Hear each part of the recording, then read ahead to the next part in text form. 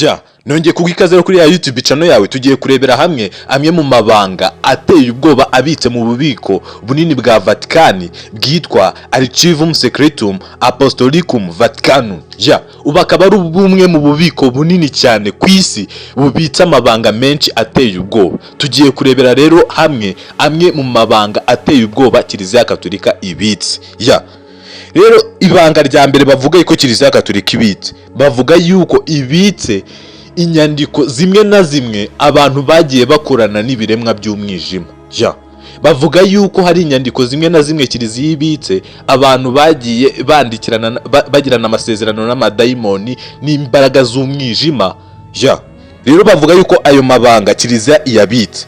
Ibanga rya kabiri bavuga yuko Kiliziya ishobora kuba ibitse zimwe mu nyandiko zivuga ku birori n'imihango ngo yerekeranye n'imyuka mibi.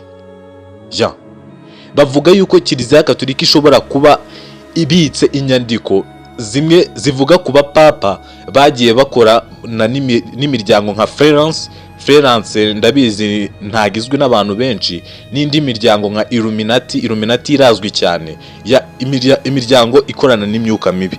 Iryo ni ibanga rya kabiri. Bakaba banavuga yuko Kiliziya Gatolika ishobora kubibitse ubuhanuzi bwa Maraki. Ya, ubuhanuzi bwa Maraki rero burimo inyandiko zanditswe mu 1595 zivuga ku bapapa uburyo bazagenda bakurikirana n'uburyo bazagenda bapfamo. Bavuga rero yuko Kiliziya ishobora kubibitse izi nyandiko. Ya, ubuhanuzi rero bundi bwa kane bavuga yuko Kiliziya ishobora kubibitse ubuhanuzi bw'umuryango wa Fatima. Rero ubuhanuzi bw'umuryango wa Fatima ni ubuhanuzi bwabaye mu 1917 aho abana batatu babonekewe babona ibintu bitatu, berekwa ibintu bitatu.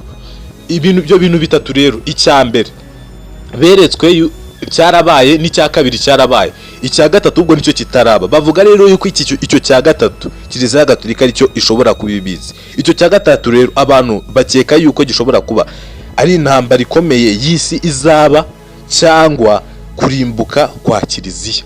Bavuga yuko Kiliziya ishobora kuba ari iryo banga rya gatatu yanze gushyira hanze.